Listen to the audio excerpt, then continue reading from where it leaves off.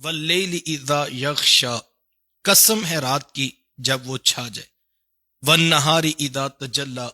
اور قسم ہے دن کی جب وہ خوب چمک اٹھے، وما خلق الذکر والانثی، اور قسم اس ذات کی جس نے پیدا کیا نر اور مادہ کو۔ تین قسمیں اٹھائی گئی ہیں۔ اللہ تعالیٰ نے رات کی قسم اٹھائی اور دن کی قسم اٹھائی، رات کی جب وہ چھا جائے اور دن کی جب وہ چمک اٹھے۔ اگر دوسرے لفظوں میں دیکھیں تو 24 گھنٹے کی قسم اٹھائی گئی، پوری رات کی قسم بھی اٹھائی اور پورے دن کی قسم بھی، اور جو چمکتا ہوا دن ہے اللہ کی نگاہ میں جس دن کی قسم اٹھائی جا رہی ہے، جس رات کی قسم اٹھائی جا رہی ہے، وہ اتنی عظمتوں والی ہے، اور اس میں کوئی تخصیص نہیں مفسرین نے لکھی کہ اس سے کون سی رات یعنی مطلقاً رات کی قسم اٹھائی، جب وہ چھا جاتی ہے اس وقت کی قسم اٹھا دی، اور مطلقاً جب دن چڑھ جاتا ہے اس چمکتے ہوئے دن کی قسم اٹھائی۔ تو اس پر علماء یہ فرماتے ہیں کہ اللہ کی نگاہ میں یہ جو دن اور رات کا بدل بدل کر آنا، یہ اتنی بڑی نشانی ہے کہ اس کی مطلقاً قسم اٹھا دی گئی، جس کو ہم کچھ سمجھتے نہیں۔ ہم سارا دن ضائع کر کے سکون سے سو جاتے ہیں، ساری رات گناہ میں غفلت میں گزار کر صبح خوب ٹکا کر نیند پوری کر لیتے ہیں۔ ہم تو دن اور رات کو کچھ نہیں سمجھتے، لیکن جس نے پیدا کی ہے وہ کہہ رہا ہے کوئی عام چیز تو نہیں ہے۔ واللیل اذا یغشا والنہار اذا تجلی۔ ہم اپنی زندگی کا محاسبہ کریں۔ میں دیکھوں 30 سال میری زندگی کے بیت گئے، 365 دنوں کا ایک سال، 30 سے اگر اس کو ضرب دوں اتنے دن بیت گئے، میں نے تو سمجھا نہیں یہ کچھ ہے۔ وہ کیا کہا تھا کہ صبح ہوتی ہے شام ہوتی ہے، یوں ہی زندگی تمام ہوتی ہے۔ ہم تو ایک دن گزارنا، یہ 3 ماہ تو ہمیں لاک ڈاؤن میں ہو گئے گزارتے ہوئے، ہم نے سوچا ہی نہیں کہ یہ کتنی قیمتی، ہم نے سوچا صرف کاروبار کریں تو دن اچھا ہوتا ہے، اور جو ہے وہ نوکری پہ جائیں تو دن اچھا ہوتا ہے، روزگار پہ جائیں تو دن اچھا ہوتا ہے، شادی کی تقریب اٹینڈ کریں تو دن اچھا ہوتا ہے، دوستوں کے ساتھ خوش گپیوں میں رات گزاریں تو رات اچھی گزرتی ہے۔ ہم تو اس کو اچھا سمجھتے ہیں، لیکن یہاں تخصیص نہیں کی، کہا مطلقاً جس نے پیدا کیا ہے دن اور رات کو اس کی نگاہ میں اتنی قیمتی چیزیں ہیں۔ کہا واللیل اذا یغشا والنہار اذا تجلی، رات کی قسم جب وہ چھا جاتی ہے،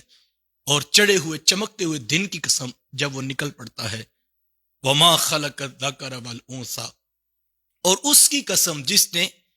نر اور مادہ کو پیدا، یعنی اپنے خالق ہونے کی قسم اٹھائی۔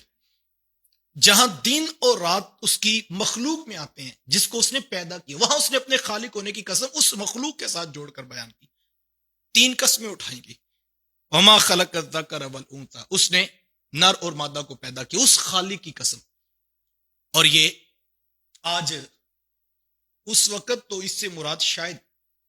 جو ہے وہ یہی کسی عام فہم شخص کے ذہن میں آتا ہو کہ اس سے مراد مرد اور عورت، نر اور مادہ،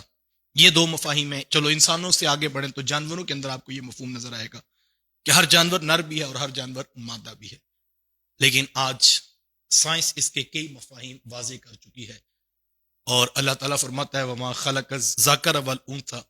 ہم نے نر اور مادہ کو پیدا کیا، اور ہر چیز کے اندر اس چیز کی تخصیص رکھی گئی۔ آج جدید سائنس یہ بات ثابت کرتی ہے کہ صرف انسانوں میں نہیں، صرف جانوروں میں نہیں، بلکہ جو ہے وہ درختوں کے اندر، پودوں کے اندر بھی نر اور مادہ کا کانسیپٹ موجود ہے۔ اور اس سے اگر آگے جاؤں تو کیمسٹری والے یہ کہتے ہیں کہ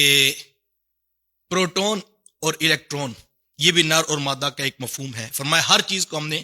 2 متضاد جو ہے وہ جنسوں کے ساتھ پیدا کیا،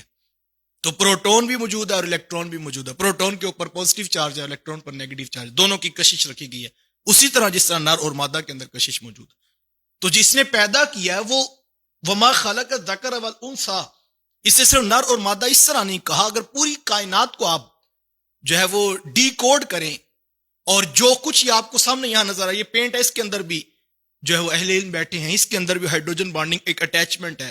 اپوزٹ فورسز آپس میں ایک دوسرے کو جو ہے وہ جوڑ کے رکھتی ہیں، اور اگر اس مفہوم کو آپ وسعت کا رنگ دیں تو پھر آپ کو یہ بات سمجھ آئے گی کہ جس نے کائنات بنائی ہے اس نے ایک جملے کے اندر پوری کائنات کو سمو کے رکھ دیا۔ کہا زمین و آسمان کی قسمیں تو رب نے اٹھائی ہیں، دن اور رات کی قسمیں تو تمہاری آنکھیں دیکھ رہی ہیں۔ وما خلق الذکر والانثی، ہر شے کے اندر نر اور مادہ موجود ہے، اور رب اس کا خالق ہے، وہ اپنی قسم اٹھاتا ہے۔